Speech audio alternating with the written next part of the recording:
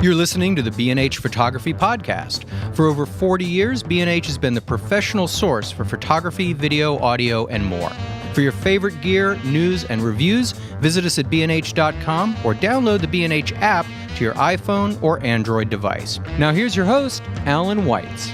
Greetings and welcome to the B&H Photography Podcast. Now that I've grabbed your attention, let me remind you that if you haven't already subscribed to our show, do so. Simply head over to iTunes, write B and HPP, that's B ampersand HPP, into the search box. Click on the icon, download the app, and you're good to go with close to 100 episodes on tap. And it's free. Keep in mind that subscribing to our show is the best way to support it. Those of you who are already subscribers, we thank you. And those of you who aren't, we thank you in advance. Today, we're going to be talking about hip-hop photography. And to keep the conversation on track, we have not one, not two, not three, but four guests joining us today. Vikki Tobak is a journalist and former CNN producer who currently writes and produces for Complex, Mass Appeal, and The Fader. Vikki is the author of Contact High, Hip-Hop Photography plus Visual Culture. Janette Beckman began her career at the dawn of punk rock for the Face and Melody Maker magazines, photographing The Clash, Boy George, and ultimately 3 Police album covers.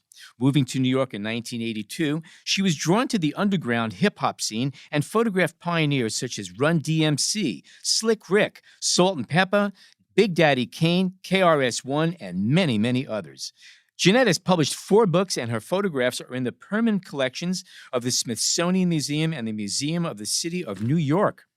Danny Hastings, a Panamanian Mexican photographer, initially moved to New York City to study engineering, but when you know it, he fell in love with photography, kissed his plumb line goodbye, bought himself a camera, and has since shot more than 150 album covers.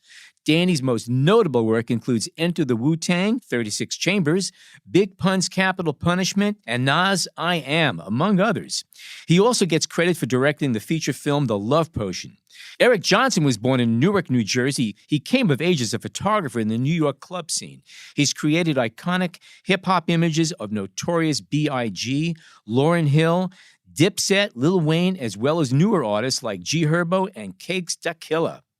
Eric's work stretches across music genre that includes Lady Gaga, Bruno Mars, and Maxwell, and he helms upstairs at Eric's, a loft space in Manhattan that is equal parts studio, gallery, disco, lounge, and design studio. Also, let's be clear, none of our guests should be defined solely for their work in hip-hop photography. Each of our guests has established themselves in the world of editorial and advertising photography. Hip-hop is just part of their story, albeit an important one. Okay, let's start with Vikki. Vikki, tell us about Contact High. How was the project born? Where is it now? And what's the goal going forward? Yeah, well, thank you so much for having us. Contact High, as you mentioned, I'm a journalist, and before that, in a previous life, worked in the music business, worked with Gangstar and some other artists. And so when I started writing about music, I naturally just started thinking about how the role photography has played in music as well. And fast forward to about 2 years ago, I was flipping through the Magnum Contact Sheets book and started thinking about all the hip-hop shoots that I've been on as a publicist and as a journalist as well, and was like, I would really love to see some of the outtakes of hip-hop photography. And beyond that, too, I said it's important to start looking and start archiving and start celebrating the work of this great group of shooters that have been doing the work for so long. And I was just curious, what made them point their camera at these very early, roots of this music that was once considered a subculture. So I started doing interviews, one by one. I started it as a column for Mass Appeal, and Janette was actually the first with her Slick Rick. And, just asking questions like, what did you shoot this with? How did you decide on the ultimate shot? What was happening in your life at the time? What was happening in the life of the artist at the time? What was happening in the life of hip-hop at the time? And, having done now several of these interviews and working on this project as a book and an exhibition, it really tells, this big narrative that I think it's time to tell. How How far along are you in the project, and when do you expect the book to come out? I'm actually in the very final stages. I'm probably going to bug the three of these guys for their photos right after we finish this podcast. Me too. You mean you haven't asked them yet? Right. The high res. And it'll be out fall 2018. Yeah. And it's a big honor to have all three of these guys in there with their great stories, which I hope they'll tell here today too. Mm-hmm. Actually, I have one question for you, and we have a bunch for the photographers. But how did you define hip hop? Did you kind of have to say, okay, I'm sorry, this artist doesn't quite make the cut as hip hop, but even though we love the photos, or their work changed over the years, did you have issues and discussions on this? I think it was a combination of factors. I mean, for me, it's more of just like a gut instinct. But yeah, I mean, the criteria is it has to be a good photo. You know, it has to have a reason for being there in the story arc of hip hop. It has to be a photographer who not just took one shot, but really, you know, was dedicated to shooting hip hop.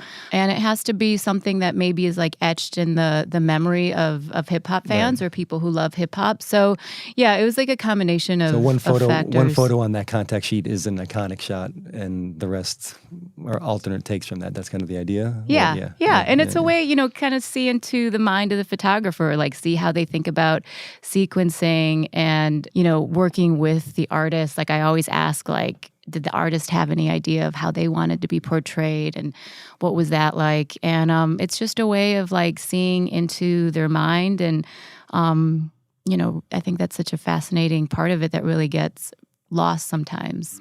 I thought it was cool how you could kind of see some of the vulnerability that you may not have seen, or some of the humor. Like the shot of Biggie comes to mind with the crown. It's like they had the outtakes with him smiling and kind of making funny faces. I thought that was kind of a cool moment that you weren't used to seeing him portrayed that way.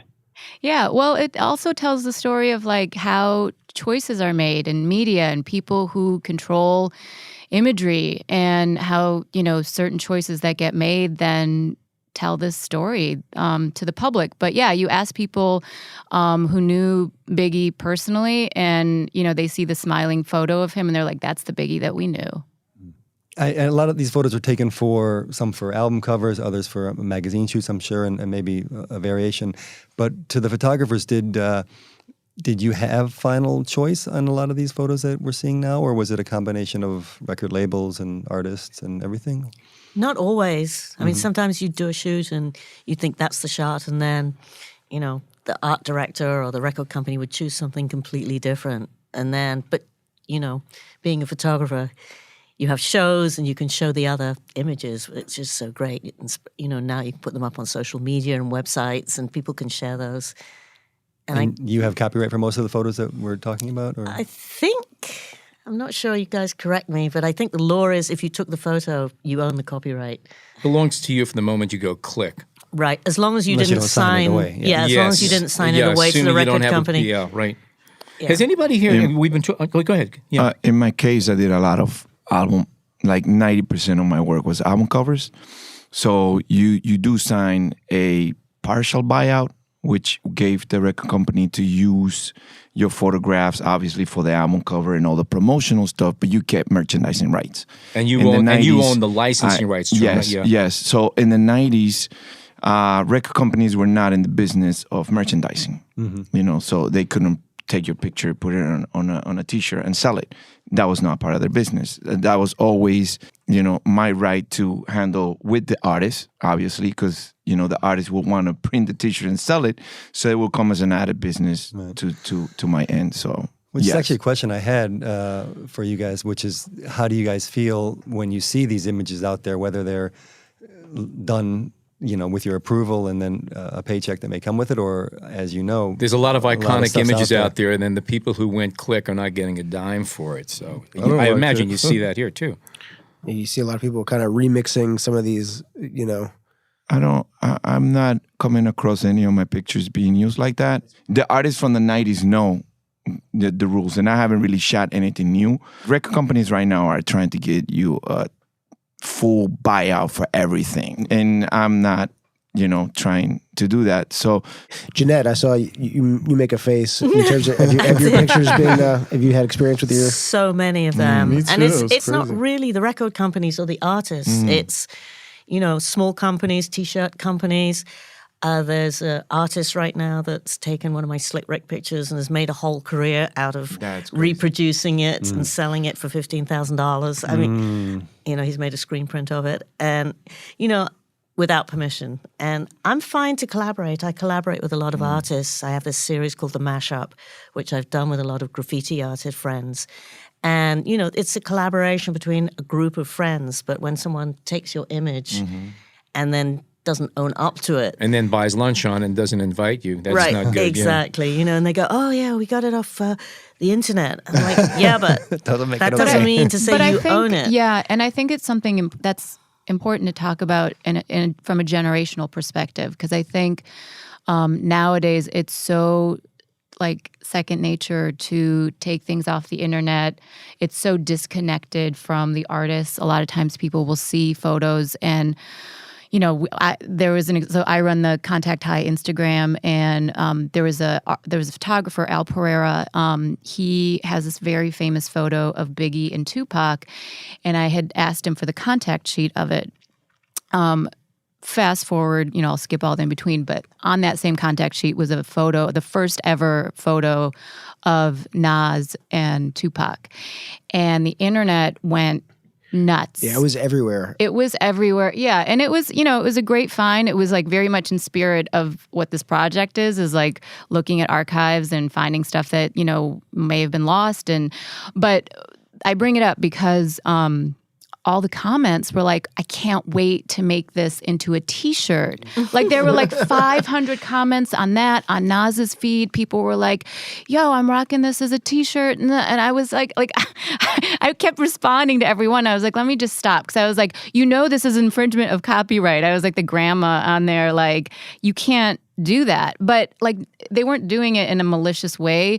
There's this culture of The precedence has been set already for doing this on Yeah. many levels. Well, they think Yeah. it belongs to the. They think it belongs to the ether. world. Yeah. So if it's like, on my screen, it's mine. well, yeah, just because. Yeah. So it's I feel like one of those people that from my generation, it's like an entire business just dealing with people who use my stuff illegally. It's fans, but it's also proper website, ABC News, all of these crazy places that just use your photos, and they kind of act so casual the way that they speak to you as if this belongs to everyone because I see it over the internet. So somehow, luckily enough for me, even though it's annoying, we were able to flip into that's a business with just cleaning up the internet and getting your things back. I would never have expected I was creating something that would be so valuable later until the internet came along and it was everywhere. So, but other thing I want to say is that copyright, getting things copywritten in addition to thinking you own them is very important. Is a very big deal in regards to cleaning that up and being compensated fairly, for sure. Mm-hmm. I did a search on hip hop tattoos, and there's a lot of I think some of your guys' photos. I actually seen those. Yeah, But I love that idea. Yeah. I mean, that's an original piece of art, one piece. Right. If somebody wants to take one And of my if you pictures... want to sell your tattoo to somebody, okay, Right. go for it, Chop a leg off. chuck your arm off right now. No, but if somebody wants to take a picture and just use it one time, I'm Right. I agree. totally cool. Or they want to do a mural with Right. my LL Cool J picture, that's fabulous. But making a line of T-shirts and selling it, that's not Yeah. That's not cool. If I could just take a jump back for one second, we're talking about going back over the contact sheets. You have your initial gut reaction the first time you look at it and you go, okay, there's a money shot right there. Has anybody here since gone back over sheets and say, you know something, looking back with 20/20 vision, that is really the shot that should have gone. Yes. Okay. Totally. I'm doing it right now. I'm working on a book. And it's kind of, my history from my punk pictures to now. And I'm going back looking at old contact sheets I shot in 1980 and going, oh my God, this is like an amazing love to picture. I look never through those. saw it. Yeah, it's so cool, right? I have my Yeah. very first contact You sheet. could It's show- very boring, by the way, but I do have it. You do? I do, yeah. It's amazing. 1968. Oh, wow. 7. Wow. That's I cool. think that leads to a question that I have for Janette.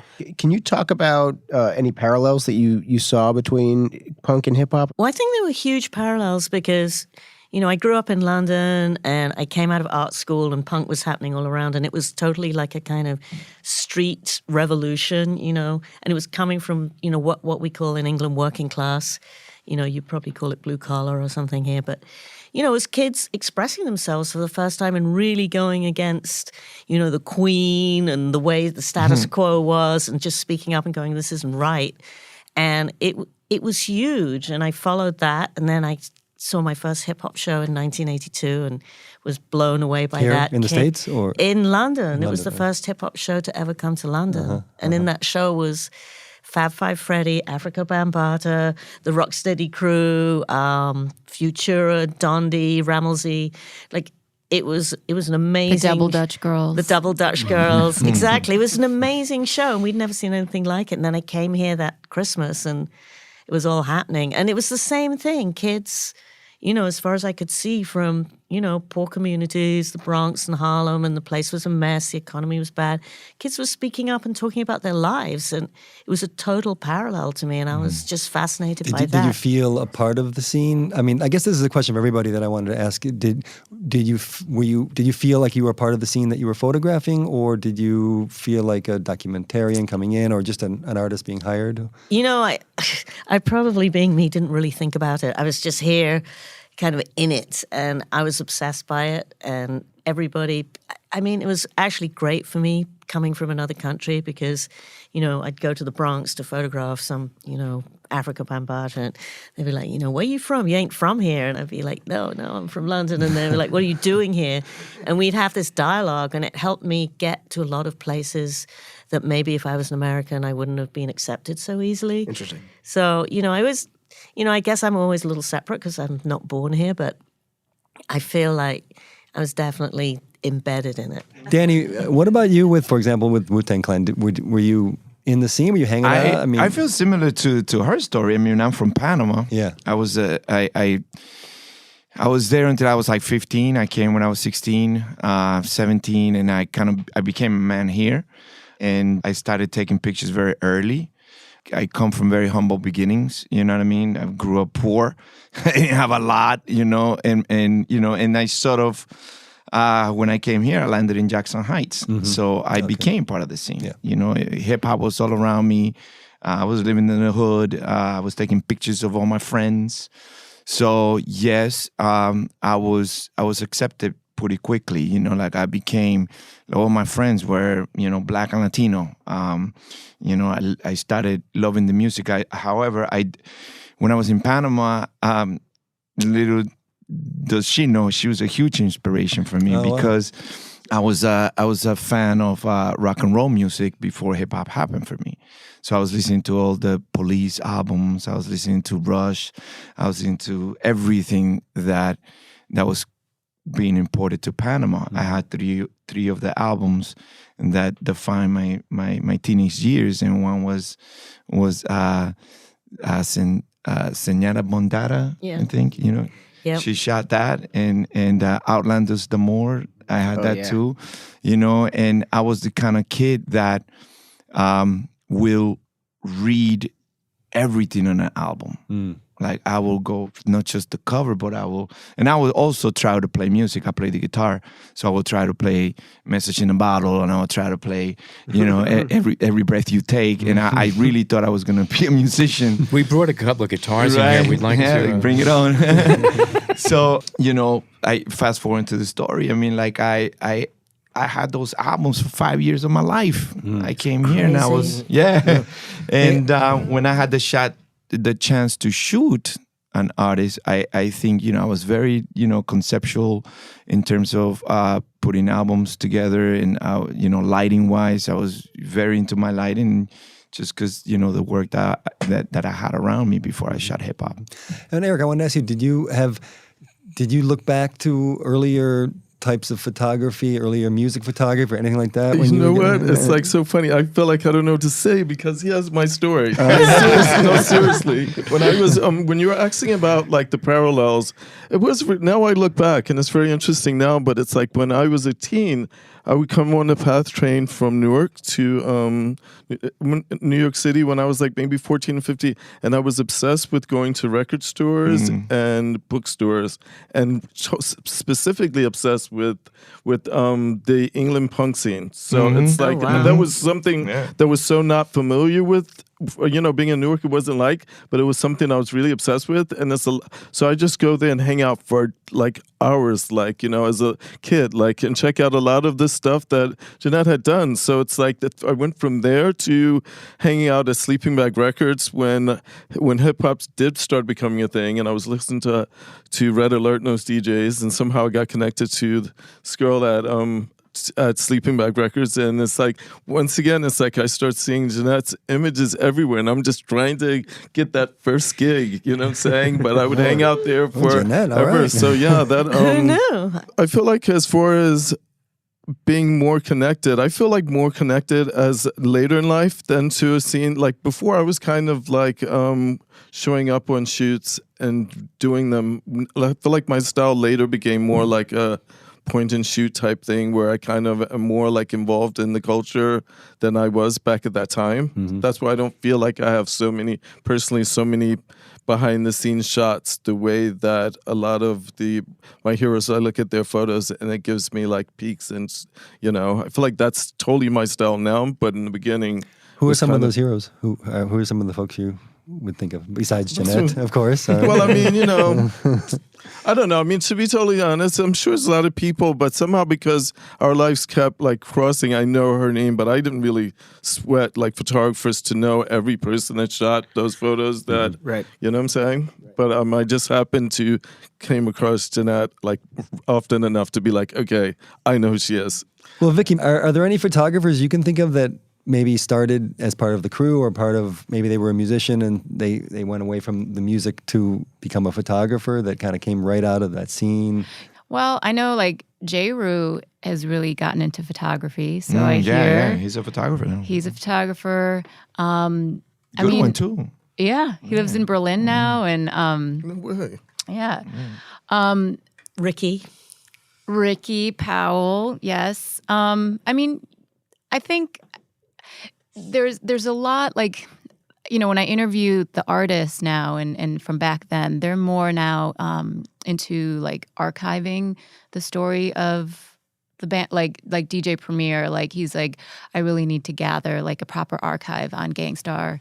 They have a big anniversary coming up next year, and so the artists that I talk to are more interested in like preserving the visual archive of that, of their work. But yeah, I mean, the only artist I can think of that actually, well, and I mean, Young Guru, he's a young, like a younger shooter, but he's someone that's been in the business for a long time, and is, starting to take shooting really seriously. Yeah, I can't think of anyone else off the top of my head. I'm sure there are some that I'm just missing. In terms of the 36 Chambers album, that album was, when that came out, no one had heard anything like it. I mean, it was so different. It was so esoteric. Yeah. With the lyrics and all the kung fu samples and all the, craziness that, and RZA was like the mastermind. Yeah. Of all of that. How was that a collaborative? Yeah, thing I mean, with the cover, like what's the story behind the cover? To a certain extent, yeah, of course. I mean, I've never heard anything like that before, and I wanted to make sure that I created a visual that nobody's seen anything like that before in hip hop. I was a fan of like Pink Floyd album covers. You know what I mean? Like you will listen to the music and you see like a pig flying in a wall and a German looking legs monster thing, and it would just be like, wow, like I want to do that, And when I met with the RZA, he was kind of telling me about the sound, and I went to the actual studio where they recorded. It was called Firehouse. And it was like a dungeon. It was like there was holes in the walls, wires was coming out, blunt guts all over the place, 40s, smoking. It was just like crazy. But the sound was like, yo, what is this that I'm listening to? Going back, when I got the phone call to shoot the Wu-Tang Clan. I already did like a couple of album covers. I already had Return of the Boom Bap with KRS-One, and I had RCA as a client already. And I got the phone call, and I was in Atlanta, right? I learned pretty quickly that you had to network to get business. You know, I didn't have a job. I didn't have 9 to 5. This was my career kind of happening. So I heard that there was a hip-hop conference in Atlanta. So I'm like, man, I'm going there. I'm going to get some clients. So while I was there, I got the phone call from RCA. And our director's name is Jackie Murphy, super good friend of mine. And she was like, hey, man, you're going to shoot this group. It's called the Wu-Tang Clan. I already heard one song, Protect Your Neck, and Method Man. I was like, oh, man, this is awesome. But I never seen them. And coincidentally, they were performing in a new showcase group in that conference that I was. I was like, oh, you know, the Wu-Tang is going to be here, so let me go and check them out. So, you know, I go with all my boys, you know. I mean, it's the 90s, so you always rock with, you know, the boys everywhere, you know. It's like, let's go and check it out. So we're you know, I'm on stage. Like, I was like kind of like on stage and just checking the group out or whatever. This group that it was going on is like new music. And all of a sudden, this dude with a mask shows up on stage, and the rap group that is performing, they're looking at this guy like, who is this? Like, and this guy has a hoodie and a stocking mask, right? Just kind of like grilling at the group, and you know, and then all of a sudden another guy with a mask comes in, and, you know, in the stage, and then now the rappers are like, what's going on, right? And all of a sudden, like 8 dudes bum rush the stage with stocking masks and hoodies and just take the dudes out the stage. Pandemonium happens. They take the DJ out. They kick the sound man. And all of a sudden, Wu-Tang Clan ain't nothing to fuck with. And the place went bananas. Wow. Right. I've been telling this story for the last 20 years. I get goosebumps whenever I hear that story. And I got an interview with remezcla.com, and they found the video, and I'm on stage. Oh, that's great. Like, I never seen that. I never seen that. Like, they found the tape of it's called Jack the Rapper, Wu-Tang performance, and I'm on stage, like, looking like 20 years old. Like, it's just, I'm like, oh my God, that's me right there. That's what I've been saying, right? There's proof. So, yeah, man. So fast forward into the photo shoot. I never heard anything like it. Now I'm listening to the whole album, the entire production. I was in the dungeon, man. Like Raekwon and Method Man rapped in my ears. I was like, oh my God, they're spitting on my face. Like, this is crazy. I never heard this. So you were closely intertwined there to really capture what they were going for. Yeah, but you know, and mind you, I never worked with a camera. Like, I never been a journalist. You know, I was always an artist creating. I was more of a cinematographer, photographer. Yeah. You know, so I was. Well, those covers are not, you know, documentary. Those are composed. Yes, they're very composed. Yeah. So I was listening. I was inside their studio, listening to these beats and these bells and these Asian sounds and these kung fu flicks. And he was like, I want this to look like Enter the Dragon. Into the Dragon, right. Enter the Dragon, like Bruce Lee. So I was like, wow, man, so I can get candles and I can get, you know, all this stuff and I can carve the Wu-Tang logo. Like, he only had a cassette with the Wu-Tang logo. So I was like, let's make that big and let's make like a shrine.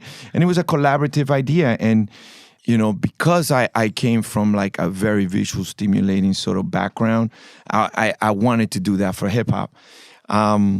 The day of the shoot, however, the shoot almost got canceled because we're here and there was only like 5 members in the Wu-Tang, and he was like, "Oh man, you know, all the boys are not here, so we're not gonna do this." I was like, "Wait, why don't we do what you did in Atlanta?"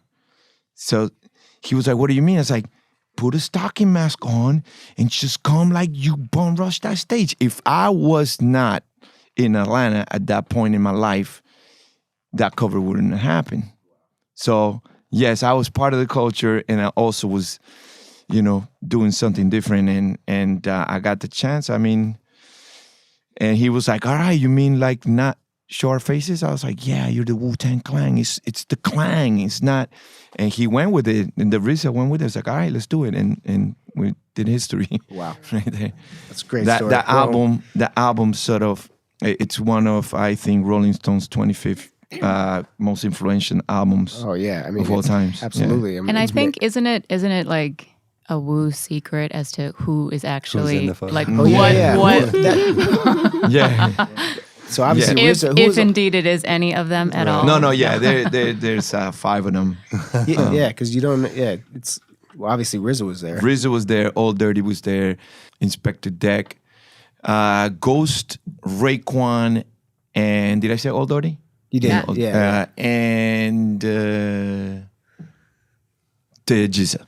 It was 6 of them. Yeah. Okay. It was So 6 well, of them. no, you got. That's a crazy No, story. you got no Method Man. No meth. No, Thanks for that no story, Master bro. Killer. Thanks for that Yeah, story. That's crazy. That's crazy. That's wild. Yeah, so it was. I Really? was Wow. always like, I'm always like Wow. a problem solver. Like I never let an opportunity go. Like I know we gotta do this, and brain start going in, and all of a sudden, he was like, yeah, let's do it.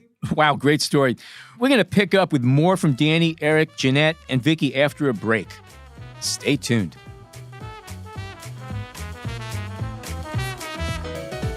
We hope you're enjoying this edition of the B&H Photography Podcast. Send us a tweet at BHPhotoVideo, #BHPhotoPodcast. Maybe we can open up to that idea of this collaboration and Yeah. how you look to interpret the music through a visual. Is there anything that you can talk about that when you're working with artists and you say, listen, you look great now, the fashion's there, but I want this image to reflect your music. How do you bring that about? I feel like the artists that I feel like I made the most connection with are very collaborative. Like Lauryn Hill, for example, she already had the album titled Miseducation, so she came with the idea of a shooting in a school, and we scouted like these different schools, and then something was like, oh, we should maybe just go to your school. And she's from New Jersey as well, which I'm from, and I didn't even know until I was telling my mom, oh, I'm considered for this Lauryn Hill project. And she was like, "Oh, I know Lauryn Hill. I did her hair. And she still comes. She was like, she still comes to the beauty salon and visits. Like after she became famous, and somehow I guess I was older, so I wasn't hanging out at the mom beauty salon anymore. So after going to all these different schools, we had like a lot of meetings and went to her house and things like that. And yeah, she was very like she had her thing. And I always tell younger artists that. The artists that I feel make the biggest connections with just the world and everything are a lot tighter with what they bring to the table. They clearly expect us to make a cool visual, but I find like the ones that the images are usually pretty iconic or they have really good ideas, Oh, can we talk about that, the Lauryn Hill cover specifically? Sure. That's such a iconic cover. How was that done? Is it a drawing on the? It's a photograph, but it's just like retouching. They start with the photograph and start retouching it into an etching. And they showed me the cover, the idea for the cover, as if I had a say. You know what I'm saying? What do you think? Are you cool with your photo being like this? And I was like, of course, as long as something works. It's not really, So the what was etched was your photo. Exactly. And they etched that onto the desk. Exactly. Cool. That's So we cool. shot like so many different scenarios, and we didn't really know until that wasn't like the plan, say, going into the shooting. But then Urban is really great, and he was very close to Lauren, and they showed me this thing, and like I said, they were just kind of asking if I would be okay with that, and I just thought it looked really incredible. So. Now, is that photo and the contact sheets that are accompany it part of? Yeah, but Contact they Hire, were or? like, this photo. No one's going to see this photo ever, type thing. And I was like, okay, and Lauren, I really respect her, trade-off, yeah. and she's like, so I don't like, I play it cool. I play it cool with Russ. He's one of those people, you know? Yep. Well, and that's been part of the challenge, I think, of doing this project is, contact sheets are they're working docs and they're private and they're kind of, they're behind the scenes. So certain contact sheets are just more challenging. And also, a lot of artists don't, Lauren, also we were close to getting the Lil' Kim hardcore cover, and the photographer just decided that they were Too hardcore. too hardcore. Yeah, and also, and then we would have also, and we didn't know like how Kim would feel about, showing all of the outtakes from that shoot. But yeah, it's a bummer because that's one of those. Like everyone remembers where they were when they saw that poster and plastered around New York. Also, the difference too is between Danny was saying in regards to shooting for record labels versus shooting for. Somehow I end up thinking I think I shot more editorials and things for magazines, so that's why I feel like I had a little bit more room than the average. But also I think that's maybe had something to do with my photos leaking out into the world as well. But there's pros and cons to, the magazines. It's like no one really, the artist never looked back and has any issues with anything that you would share. But out of fairness, it makes sense when it's like I hired you to shoot this album cover, and if this is the only image I want the world to see, you kind of want to not, respect that. Yeah, totally. Right, right. Is there a hip hop aesthetic? I think there's lots of aesthetics. Right now, Dapper Dan, you guys know who Dapper Dan is. And the photo of him from the other night. Yeah, right. So he's like the architect of maybe hip-hop style. And, he basically made his own Gucci clothing at the time. And now he's collaborating with Gucci. And right now I'm looking through my pictures. I just put something up on Instagram of a picture of Sparky D, this woman rapper, wearing one of it, and she's hugging Millie Jackson, who's could be like the godmother of bad girl rap, and it's like they weren't fashion models, they were just wearing the clothes, and it's sort of come a full circle in a way, like what he did, what Dap did back in the day. Now Gucci is actually honoring him and collaborating, and they're going to do a store, I think, and they want pictures to hang on the wall. It's like a whole. So the style is really important and very iconic. And it came from the street. Am I right? It evolved too. I think that in the 90s when money became more involved, because when I look at the photos of Janette, it's like I see the genuine personality in the style. But then by the 90s, when I was coming along, it was like, all of the artists wanted to be like in a Calvin Klein campaign or something. So they started being more styled in a way that used fashion that. It was across the board. Well, it was that thing when suddenly, you'd do an album cover and they needed a stylist. I mean, before, when I started doing, when I was here in the early 80s, nobody had money for stylists. You made your own clothes, or your mom made clothes, or you got them from Dapper Dan, or, and then suddenly, you're right, there was more money in the 90s, and every shoot, suddenly, like I did a shoot for Grandmaster Flash and the Furious 5 in 1988, just speaking to that thing of people not turning up. And they had decided, the group had decided with the record company that they wanted the shoot to take place in a Rolls-Royce showroom. So I had to find a Rolls-Royce showroom, and they wanted 2 models in Lurex bikinis. So I hired my friend Ellen, who styled the models. And it was just like this crazy scene in this Rolls-Royce showroom. People would just, everybody was kind of, and they had written into the contract, they need a crate of Moet Chandon. So everybody is completely drunk. Everybody is out of order.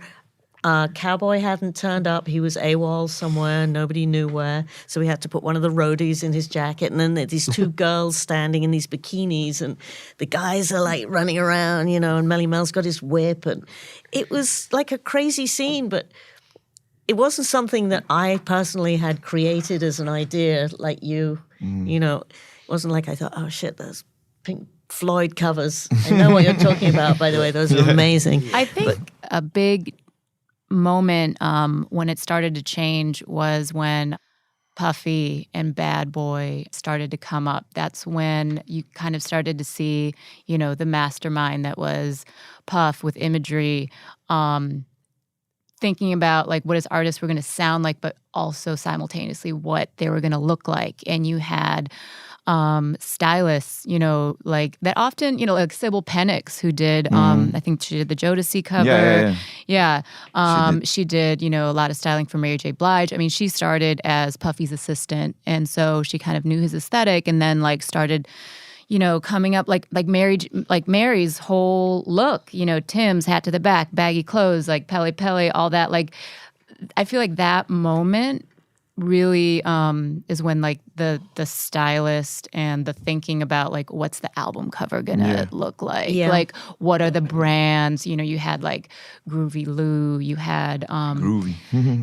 like and I feel like that moment in time really signaled a change. And I think like Eric, when I talked to you about your Biggie and Faith Vibe cover, you kind of talk exactly about that. Like maybe if you want to tell that story. So basically Vibe was like, they wanted to do a classic cover. They showed me these Rolling Stone type covers. And I was always like that kind of geek too. So it's like I'd always known those books that back when I was a kid going to the record stores of the greatest album covers of all times, greatest magazine covers, things like that. So they wanted to do something like that. And they were very open. And it's like I felt like they hadn't really done any covers outside, maybe one by then. So I came with them. I found the car. We rented it, I think it was from a Bronxdale. And then I kind of thought it would be great to shoot underneath the Brooklyn Bridges because that's, Is it Brooklyn Bridge Park? Is that where that is? Well, there's two locations with people that know. It's like one location is, what do you call that little strip where you look down to the water? It's like 7th. The promenade? Like, it's like all of those little streets that... In Dumbo, you're talking about. Yeah, that is there. Somewhere in But then Dumbo, the nighttime shot is underneath the Brooklyn Bridge. And that's when, I was telling you, but Biggie was like, so first up, so when Puffy and Big came to the shoot, he wasn't really comfortable with any clothes that they had for Biggie. So they left for hours and we just kind of all hung out. Interesting. So he was real hands-on with picking out every detail. Oh, yeah, totally. Right, so they came back hours later and I was always the type that was like, I liked the time and waiting. I love when artists were late because I'd have so much anxiety anyways. So by the time like everything, so I was just very comfortable with the fact that they were gone for hours and they came back, had us look all together. And so we did a couple of shots in the first location, but they gave us enough time that I thought that, okay, since we lost after the day, we'll just have that one location. But they were like, no, we can go to the second shoot. So we went to the second shoot, underneath the Brooklyn Bridge. At that point, it's like dark. It's completely nighttime. And Big was like, "Yo, man, that's where they dumped the bodies. That's where they dumped." And we were all like rustling, trying to get everything done, and not barely interested. Now it's like Biggie is so important to all of us. It's like you kind of would have sat on every word and gave him all the attention, but we were just like, yeah. Like, well, it's interesting, kind of what we're getting at too, which is, I guess, the idea behind the book is that we're talking 20, 30 years now, and it is history. At the time, I think people, you're just getting this stuff done and the aesthetics, they change fast. And now there's a time to kind of reflect. I mean, we're talking about, and you talked about looking back at contact sheets and seeing images that now may mean something that at the time necessarily didn't or weren't as interesting as the shot you selected. So, and also looks in hip hop change all the time, right? I mean, it's about progression. It's about, what's fresh right now. And it's. I mean, there's hints of the past, but I think that's part of the art form, right? Yeah, like back then they wouldn't wear skirts and exactly and bags. Now they are, right? But and I mean, like one of the things I also explain is like rock and roll went through that too. Yeah, definitely. Like after the '80s, dudes were putting like lipstick on and long hair. You know what I mean? Right. Like it's like, of course, hip hop is also going through that progression or evolution. Like today, the look is not the same as it was in the 90s. You know? Well, we have like a perfect example. I mean, we have kind of almost the whole spectrum here of looks from the 80s forward. I never shot without a stylist. Oh, yeah. All my shoots. Like I think after the Wu-Tang, everything was stylists coming through. Like everything was part of. Any of you guys shots were just calling up the artist and saying, "Hey, I want to get a shot of you," or were they always kind of through a record label or a magazine? Or me personally, it was all through a record label. I actually never worked for an artist.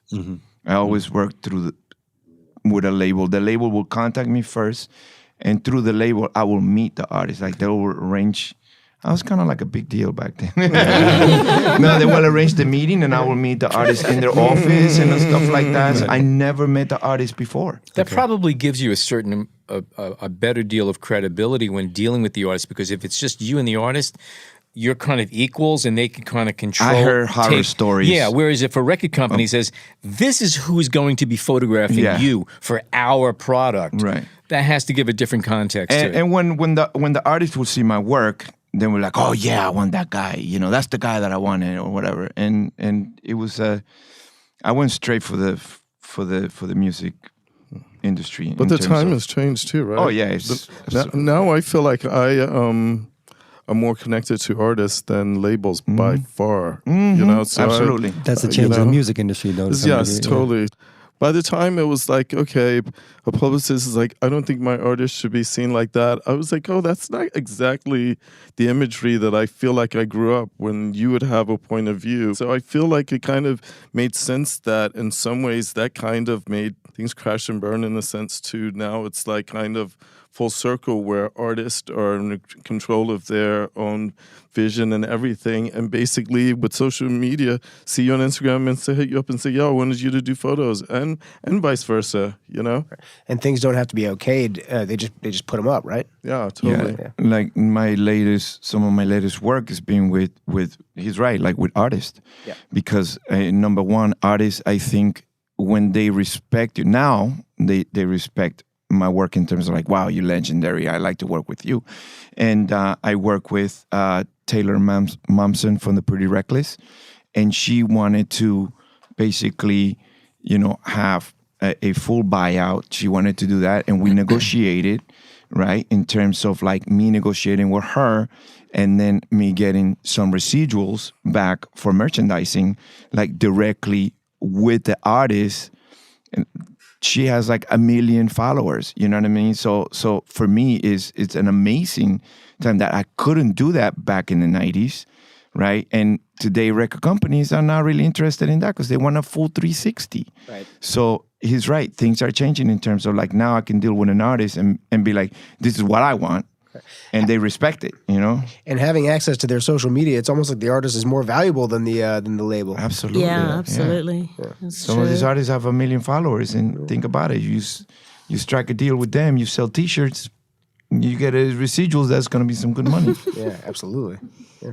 Okay, we are going to take a short break, and we're going to come back with more hip-hop, past, present, and future.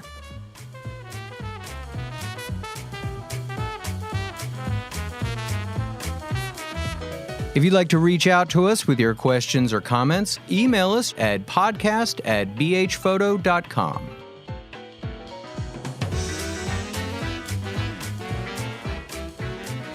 Okay, we are back. Now we're going to start talking about the specifics about pictures and experiences and things of that sort. I had a couple questions for Janette. Yeah. So there's obviously, I'm sure you get a lot of questions about this photo, but I'm going to ask anyway. The iconic Slick Rick with the champagne and the Fendi bag and the crotch grab. Right. What can you talk about that?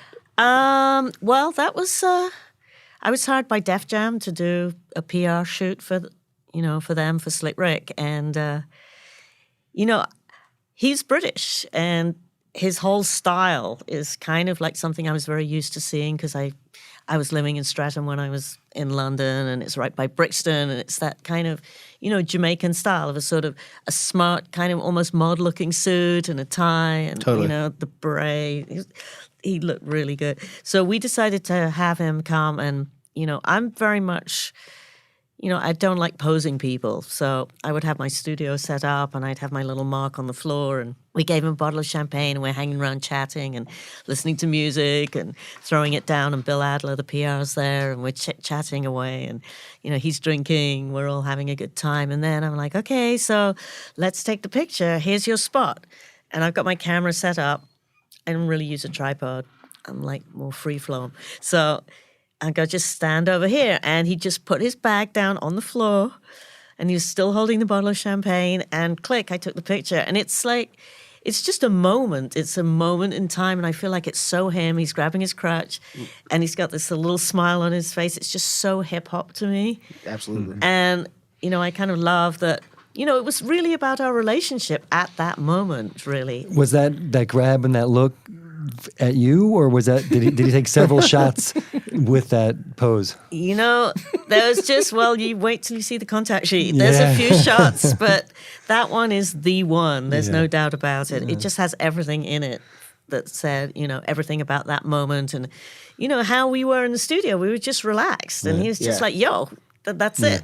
Do you think being from England, you know, and having that connection kind of informed the session at all? Was it? You know, maybe, yeah. I mean, we were just chatting, you know, and everybody knew, you know, I was like crazy British photographer. Yeah. I had this little studio down on Lafayette Street. So. Yeah, I mean, maybe it did, but I mean, you probably didn't run into that every day. I mean, and, you know, that was always my thing. Yeah. That people really, when I first came here, I mean, people hadn't met people from England. You know, you would go out to, you know, far-flung Brooklyn. They hadn't met people from Britain before because people didn't travel. People didn't have money. And, you know, I could have been from Mars as far as, you know, a lot of people were concerned. So, you know, that was always a good starting point conversation. What was your look back then? Were you like looking like a punk or kind of new wave, or were you into the hip hop look? Or you know what? I was probably still wearing it, probably exactly what I'm wearing Doc right Martens, today. like You know, I was probably wearing, you know, like some kind of sneakers in the summer or Docs in the winter, white Levi's. And a nun's habit. Yeah, and a nun's habit. Yeah, and a T-shirt. I mean, that was, my look is pretty much exactly what I'm wearing today.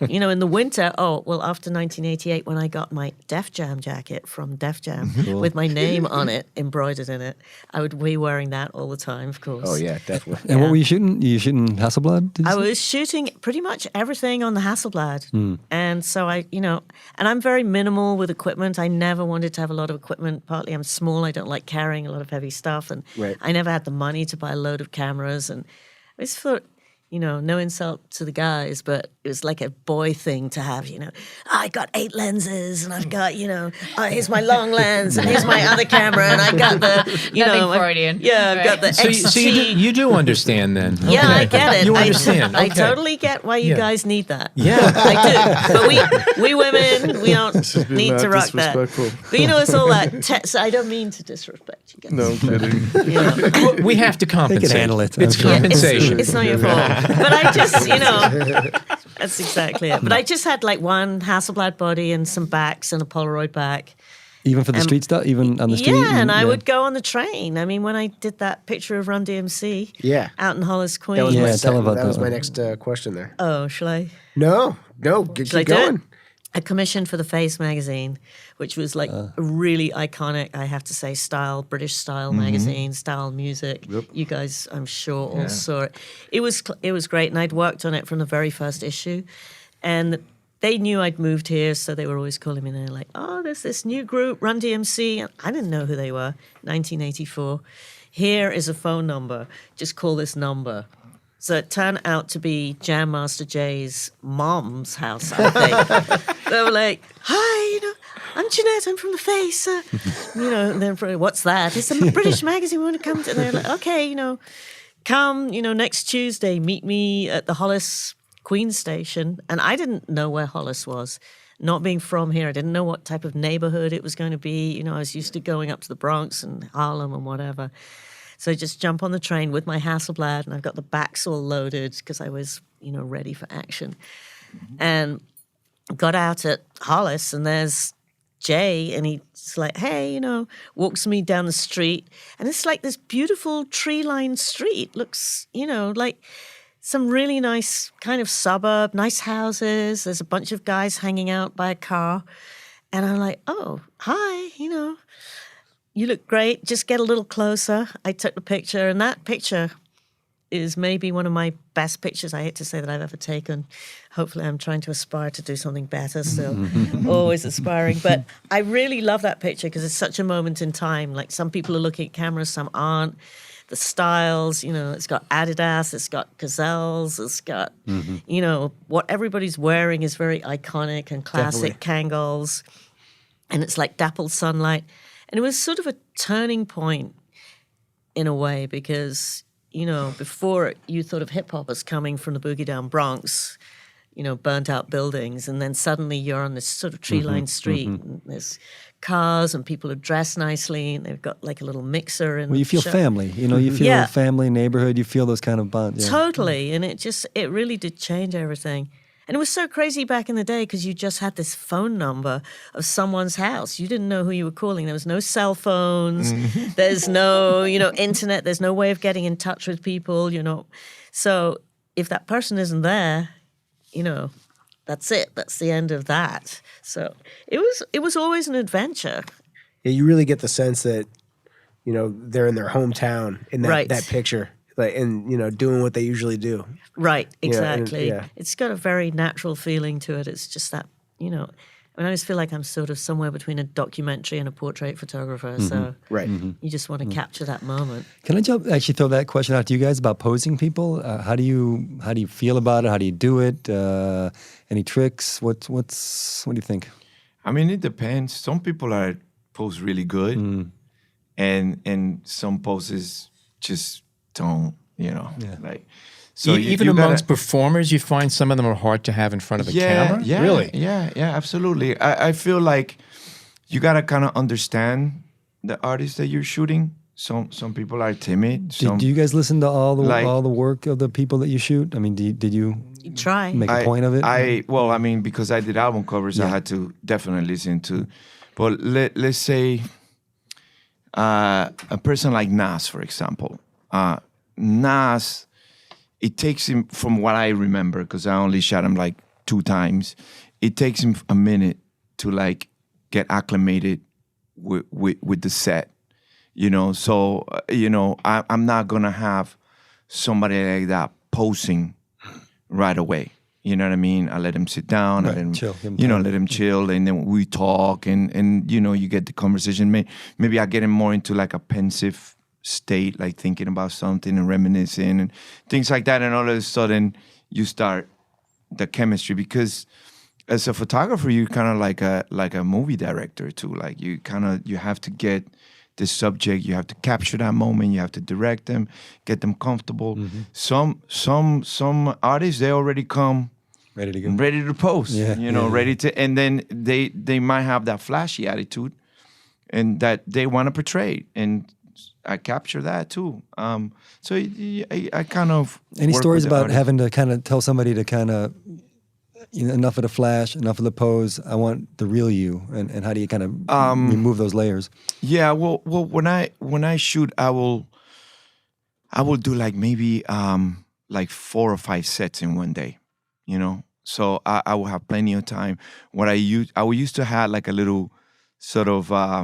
Like I will get all the publicity stuff out first, right? Like, you know, white background, publicity stuff, you know, and then the publicity stuff, a record company will hire you to do, you know, an entire package. This is a product.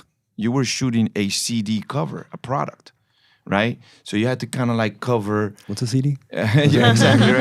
Right? You have to cover all bases. You have to cover your marketing, you know, pictures, your album cover, your publicity shots, like everything. Yeah. So I would like to sort of always get that publicity stuff out, because that's when they were like flashy and this and that, right? And by the time that they progress, I would really end up with like the creative stuff, right? Where now I took care of like, quote unquote, the boring requirements of the record label, right?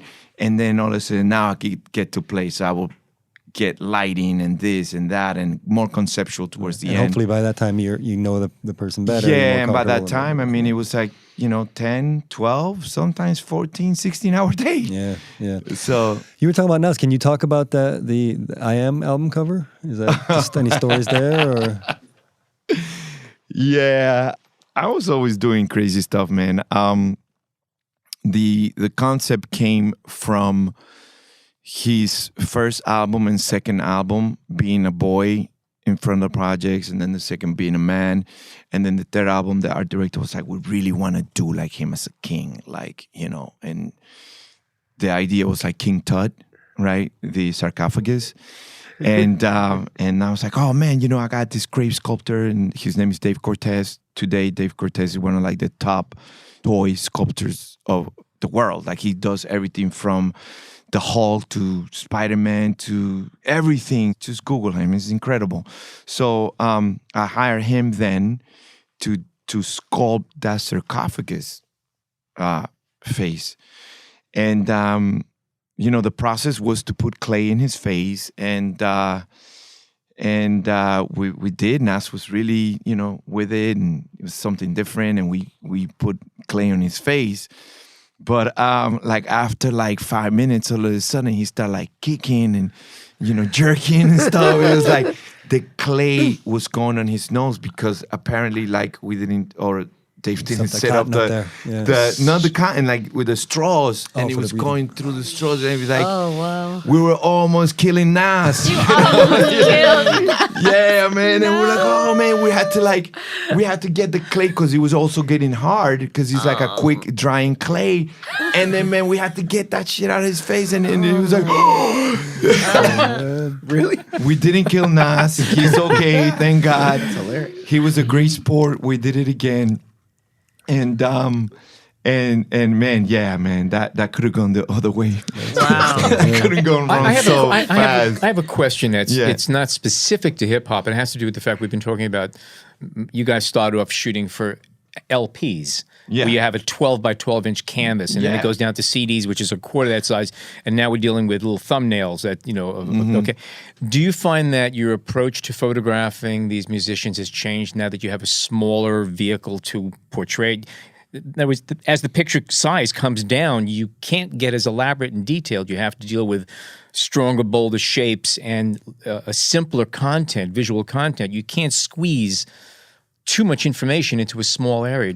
Has that affected you at all? Well, I mean, but you're only seeing like it's just like one thing. Like I think right now a record, it's not a product anymore, as in like a campaign, like a website, the opening page. Like there's a lot of things that go into place. Okay, so you can still shoot the same way.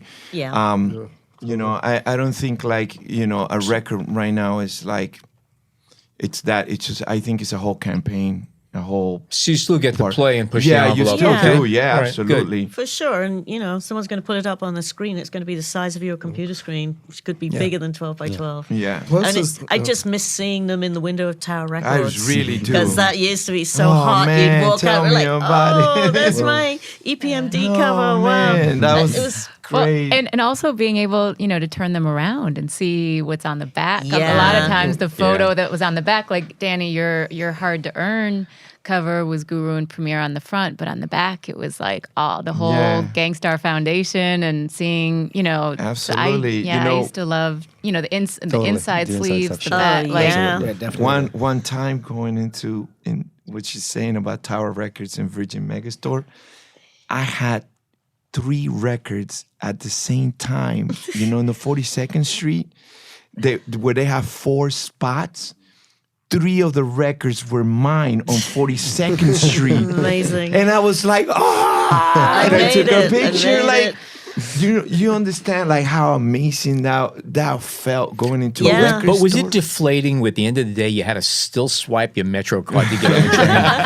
After all that. It was tokens. Say something back in the when day. you're talking about the. Oh, well, you know what? I feel like the one thing I've learned kind of from the internet and everything is that basically I have no idea what's going to happen in the future. So it's like it doesn't really affect the way that you do anything, because if someone has said, oh, your photos that were in a magazine cover for 30 days is going to be here forever, it's kind of like the same approach to life now. I don't know that if it seems like it's a thumbnail now, that it won't be at some point in the future this photo that in some medium is like completely huge again. Yeah. You know what I'm saying? That's really true. And then in addition to that, you're asking about the posing thing, but to me, I feel like my style a little bit is more than having people pose. It's like you kind of create an environment that inspire people to produce what you're interested in. So whether it be the music, whether it's the location, you know what I'm saying? It's like it's still collaborative in that way. I wouldn't say to pose this way specifically, but you set a tone that kind of inspires people Right. to be where you are. And it's very much about, the collaboration, your relationship with a person. It's like Danny was saying, you talk to them, you get them relaxed, and, you're chilling, and then suddenly, like, okay, you're on, and they feel good. Yeah. Do you guys And usually they play can music? do their thing. Usually Oh play yeah, music? music Always. is part of And it. the Oh, music yeah. of the artist you're shooting, or is that sometimes All not the of way it. to go? It doesn't matter. Depends. Whatever. Whatever they're into, whatever they're Yeah, into. they might want to listen to Music Aretha is- Franklin. That's fine by me. Music is definitely part of Oh, it. yeah. Yeah, it's depending on the mood. Yeah. For sure. You always had a lot of And Danny, what were you records. shooting? What was your Oh, setup, your man. cameras back then? Do you remember? I or- had everything. Yeah. There you go. What'd I tell you? What'd I tell you? Dude, I even had a 4x5 field camera that I took into Nice. shoots and will cover myself and the bells. Like I was in love with the entire Gear junkie. everything, man. Like I own a Hasselblad. I own an RC67. Like I graduated to the RC67, and recently, like I tried to shoot with that. I was like, that shit was so heavy, man. Like how could I do this That's all the day? thing. Lift And with I your was- knees. Lift with your knees. all Remember. Yeah. all day. Like, all these big covers that I did. I started with the Hasselblad, and then I loved the frame rate of the RC67, right? That gave you more of rectangular, but it wasn't so rectangular that like the 35 millimeter, it was close to square. Like I love that. I love their lenses, and I started really using the R67. But The 36 chambers, what was that? Hasselblad? RC67. Oh, it was. Yeah, Okay. that was the RC67. Yeah, Mamiya. Can you break down technically how you shot that? Because you have like the kind of the long exposure. They're on the sides. You see like the candles kind of blurring, but then it's sharp in the middle. Yeah. Well, I think like I learned pretty early like what a strobe does and how to react and what happens to an image when that burst of light comes in and just hits it, right?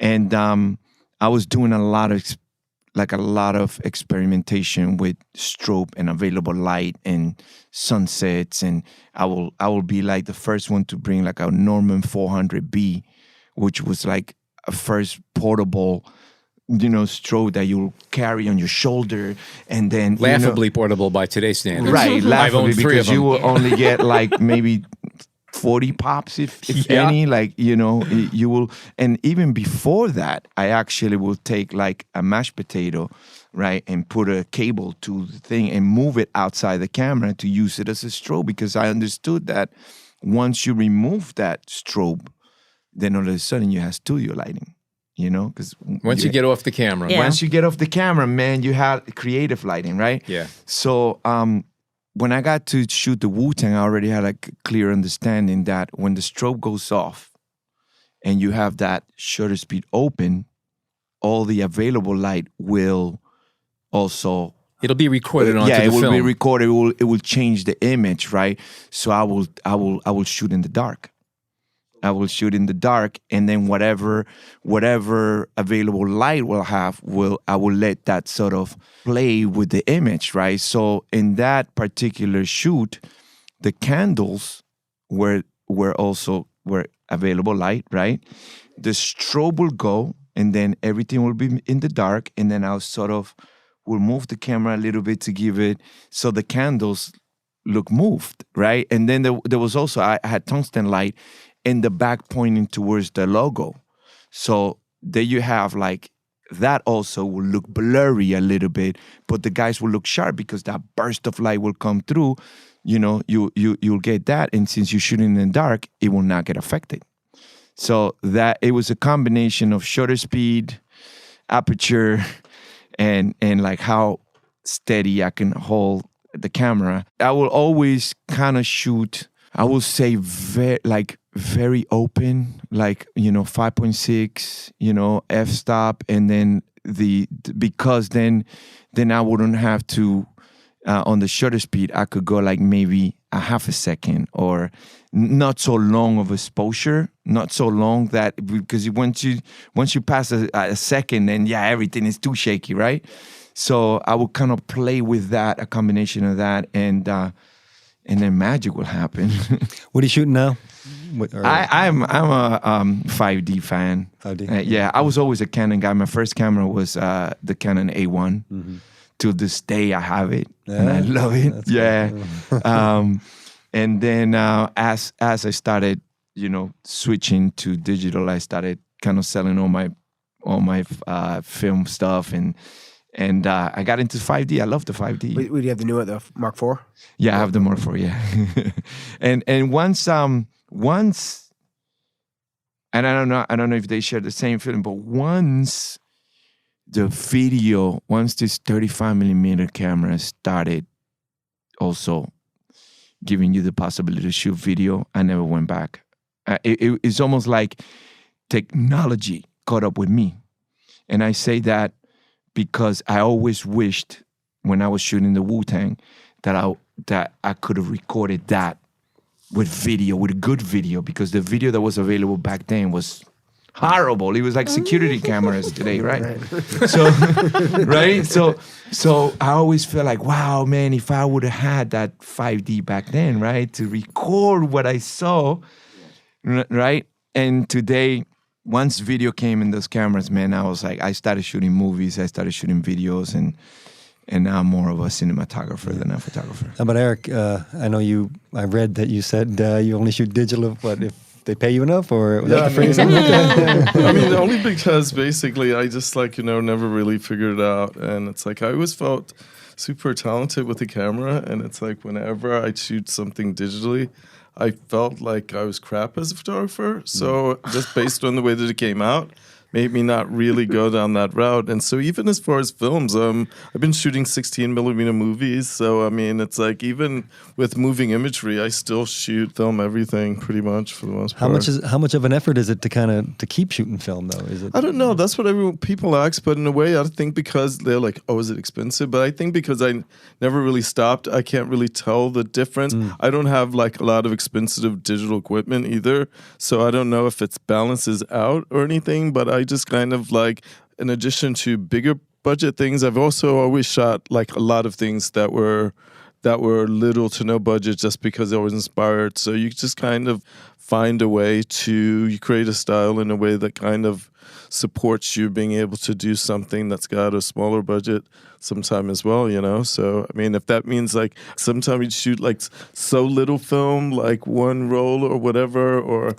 Yeah. So, You're just always aware of the cost of a roll of film. Roll of film, develop and process, and then you'd go in the dark room. Everything had a price ticket to it. So if you'd shoot 2 rolls of 120, you knew how much that cost, and make a really nice. The larger nice the format, the more judicious you are about when you press that button. Exactly. Plus, too many people are involved, I think, because basically before digital, you trust the photographer, and it's like when the few scenarios that I was on, and someone would be looking at the monitor and say, "Let's do that again this way." I just felt like something about that wasn't supposed to happen. Right. You know what I'm saying? It's like so right. It's like some random person is like, "I like that, but only if you turned a little bit more of that." And I was like, "What are they? Who are they to have any opinion in any of this?" Yeah, because it used to be you'd do one Polaroid and everybody would look at it and you go, "How's the?" Because I always use the Polaroid for the lighting. Yeah. Right. Yeah. Does everybody like the lighting? Yes. And it wasn't anything to do with the posing or the way the person looked. And then you'd just do the shoot, and then we'd all look at it, 3 days later. But now it's like everybody. You do a couple of shots, you put it up on the computer, everybody gathers around, "Oh, I'm not sure, the hair." And you're right, it's too many opinions, and you lose a little bit of the spontaneity like that, I think. So, Eric, on the, maybe the 2 shot, we talked a bit about the Lauryn Hill album cover. Do you remember what you shot, what you were using? Yeah, I shot a Mamiya 6x7 as well. I mean, it's very easy to me because I was like Janette in the sense that I'm not really super technical. So, I mean, I had the 6x7, and now I have you shoot the 35. And if something required more than that, I would just rent it. I never really had like a lot of equipment or anything like that. So most of the shots is Mamiya 6x7. Then I wanted to mention the Hot Boys photos with Lil Wayne, which would look like you were just kind of hanging with them. In a way, that was kind of like a little bit of a turning point because it's like this. I had this friend, you know, I have all kinds of quirky personalities, friends in my life, and this one dude that was in jail I used to be really cool with, and he says, That's the best intro I've heard in a while. So he would say, like, listen, let's so send me photos, but you know, send me photos as if like Pink was sitting in your living room hanging out. And I was like, oh, wow, that's so interesting. And it kind of inspired something because I was like, oh, shoot, I get it. I think people are really maybe past like things being so produced and so retouched. So I kind of went after having gone through that period with, you know, with those photos a bit more set up. And remember I was saying I didn't really like have such a history of being that involved in it as much as I would just show up. So this conversation with my friend who I was going back and forth with and, you know, writing letters and things like that inspired me to create photos that were a little bit more as if I was hanging out with people. And I got the Context cameras and started mixing it between things a bit more set up. So now I look back and it's like, you know, cool, times change, but I'm like, oh, those clubs in the late 80s and this and that, like all of those times that I didn't have that kind of style and that kind of camera, I missed something, but I got something else. Yeah, that was the deal. I kind of started being a little bit more of a fly on the wall. Was that down in Louisiana? That was down in Louisiana. Yeah, that shoot. And I think I also shot the Dipset guys in a similar way than that as well. And yeah. Erykah and all those kids. That Dead Prez shot too that's on your site. Yeah. That was pretty cool. I wanted to ask about that. Where was that? The Dead Prez shot? The Dead Prez.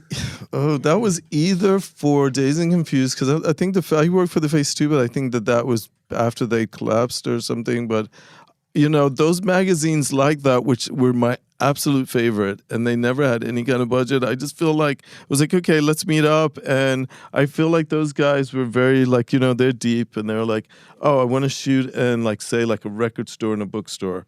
So it was really as simple as that. I think we took some photos in a taxi going from one location to the other, but just with a 35 camera. And like I said, I had to come up with that style like that because I wanted to keep producing and I didn't, you know, it's like I didn't want to spend my own money on having a team of people around me to make a photo look a certain way. And in addition to that, I just thought that people kind of liked the intimacy part.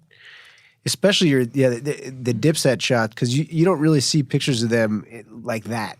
You know what I mean? It's more glitzy, you know what I mean? More, I don't know, mixtapey kind of, and with that, you know, those kind of documentarian almost shots, right. Where it was an interesting way. They specifically the one with Jewels and Cameron. Yeah. I mean, you know, but in the beginning they were always like, even now they're like, that's one of my favorite shoots. That was one of my all-time favorite shoots. But I found out after the case that the record company wasn't really feeling the shoot that much. And I think they were saying that because at that point everything looked so big and expensive. So it's kind of, you know, a vindication that at the end of the day, those photos of him would be so important. But the record company was being very indifferent. But I was just like, you see those pictures around, though. Everywhere. You see it. You see that shot everywhere. Totally. Yeah. How important it is to kind of stand your ground in those cases and say, you know what, you may not like it, but I like it. They like it in 20 years. It's I wasn't thinking 10, 20 years in the future, but I was always pretty comfortable in my own skin. So I didn't really feel like Suits necessarily had a better idea of, like I said, my friend in jail is telling me what people are into in the world. And I was always that type that was curious about more alternative type of personalities and conversations. So I didn't feel like, you know, those squares could really tell me what to do. What was cool and what wasn't. Yeah, exactly. Yeah. You know?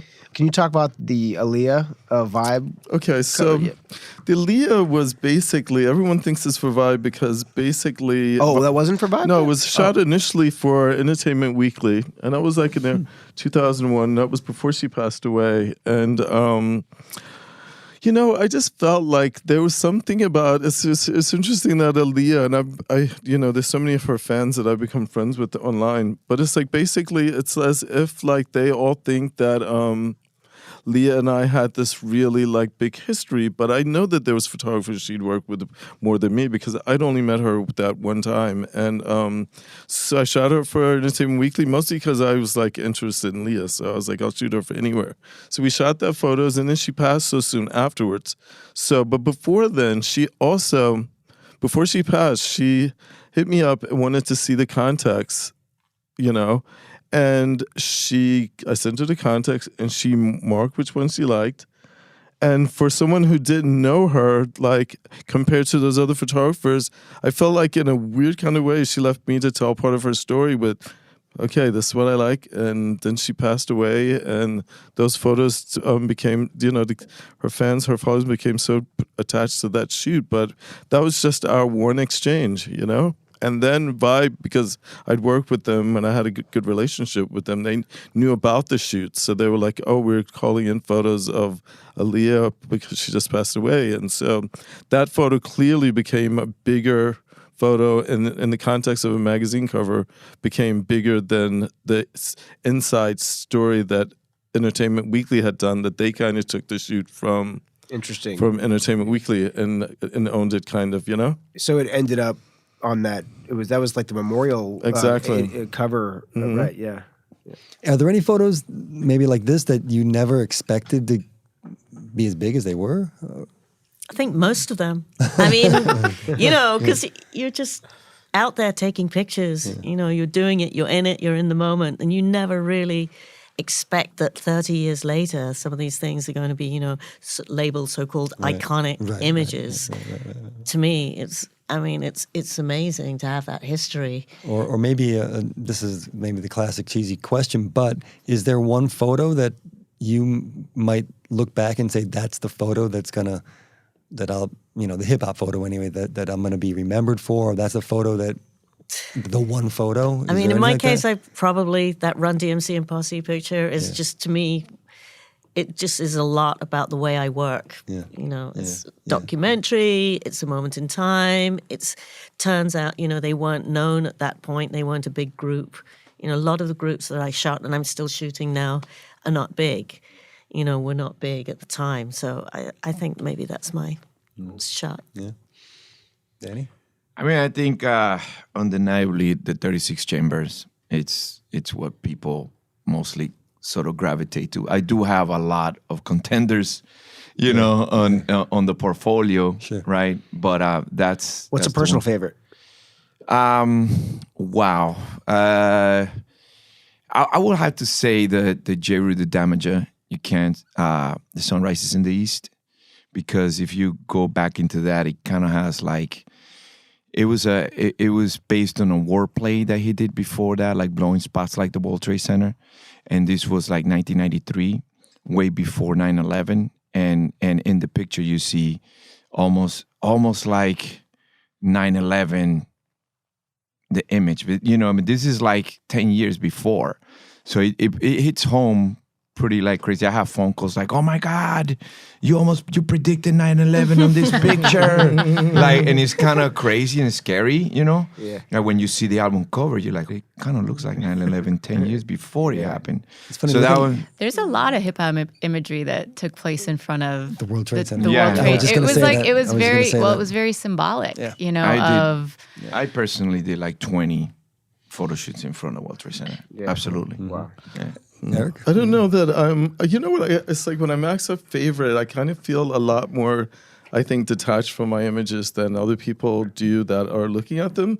But I would just say that probably the Biggie and Faith photo would be like the photo that people probably would feel connected to. And the way that I would too is because there's definitely something moody and darker about it for the context of a magazine cover. And I remember George Pitt saying, you know what, I thought it would be a bit more lit. And I still was like, and I remember when it was out for that 30 days, whenever I saw the magazine cover, I felt really uncomfortable. And it was kind of like that day when the new magazine came along, I felt like more at ease for some reason. But as far as the surprise a little bit is the Aaliyah shoot, I feel like is more unlike my photos than my other photos in the way that I don't think that it's nearly as gritty or anything or have like that kind of edge. And I feel like I followed her lead and she was the boss. And I felt like she inspired me to not play any games, you know what I'm saying, and not try and be cool and just capture her.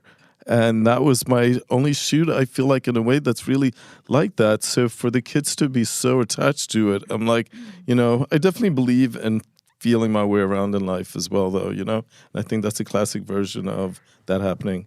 Cool. Vikki, anything you want to wrap up with? I don't know. I just think, I just personally have been a fan of the three people, that we're interviewing here in the room. And, doing this book and doing this project and just seeing, the camaraderie amongst the documentarians of hip hop. And it's just been a really, really great. Most everybody's been really positive about. Yeah.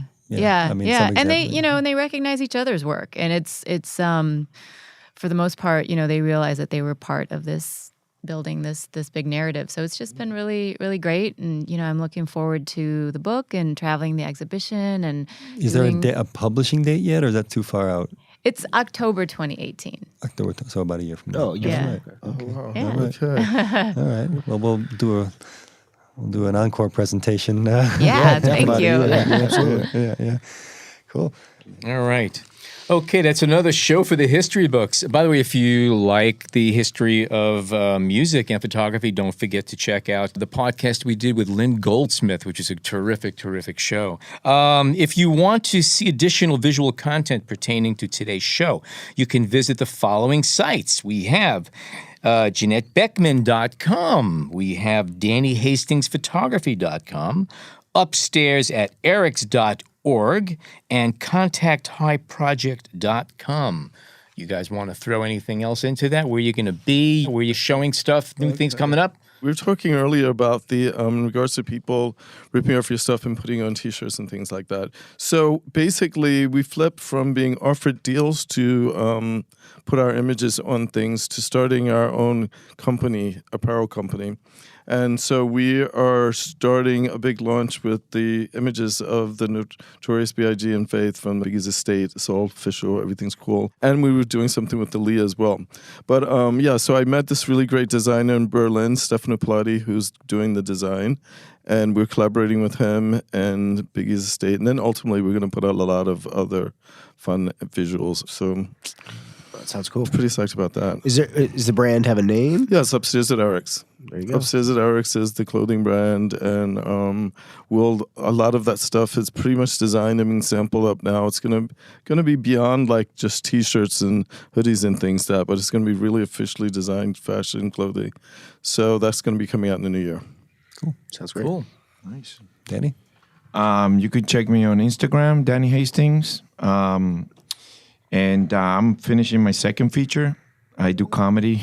Nice. I do comedy film. I'm really into the whole digital filming evolution.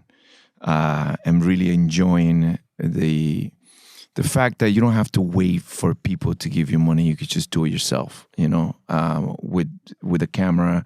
Right now, I have all the facilities. I have the digital camera, the editing bay, the studio, and we're making movies, man. And my dream back then was to have a movie in the movie theaters. My dream today is to have people watch my movie in a cell phone. If I have 2 million people watching my movie in a cell phone, that's a dream come true.